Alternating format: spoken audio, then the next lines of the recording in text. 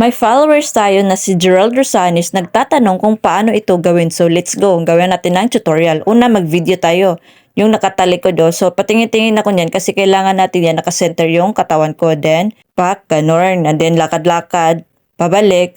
Then sa last part, dapat nakayuko na naman tayo. So goods na yan. Edit na tayo. I-open lang natin yung CapCut natin. Then new project. I-click lang natin yung video na ginawa natin. Then add one.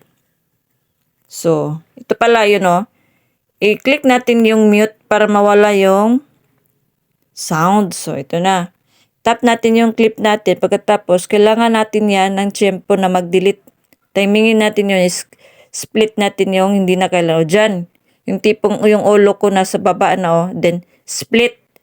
So, naka-highlight yan yung nasa right side. Kailangan natin yung sa left side. Yun yung i-delete natin. So, click delete. So, ito na yung resulta. Pagkatapos, punta naman tayo sa last part. Dyan, tap and then split natin yan. So, itong huling video na to, tingnan natin, I-split din natin yung ulo na nakababa na din ako. So, click the split.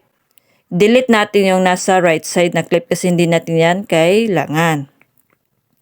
So, itong resulta.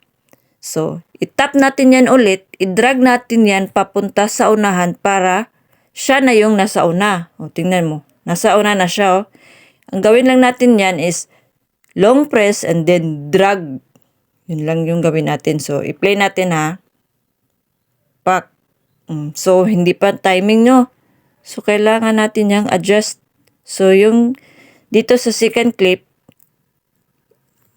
i-drag ko yan pa long press para mas maklaro natin pag-edit. So, kailangan talaga masipag tayo mag-edit. At tiempo-tiempo talaga. Problema kasi yung ulo ko nakatagilid kaya medyo mahirapan tayo sa pag-edit nito. So, kung kayo mag-video, kailangan nakasenter yung ulo natin yan. So dyan, i-adjust natin yan ulit. Split. Then yung dyan na part, yung i-delete natin kasi yung timing Play natin kung okay na ba. Ayun.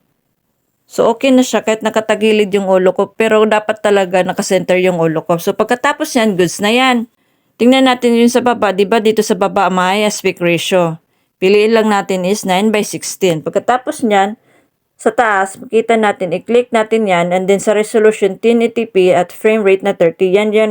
Yan yung lagi mong tandaan. Yan yung permitting ginagamit natin kasi yan yung gusto ni Meta. And then, nakita mo yung arrow sa taas. Click yan. I-save mo na, save to device. So, magantay lang tayo, Ito na yung resulta. So, pag-upload pala natin yan sa Facebook, nagiging loop yan, pabalik-balik. So, yun lang. Thank you for watching. Kung may natutunan kayo, follow for more. Mama, chup, chup.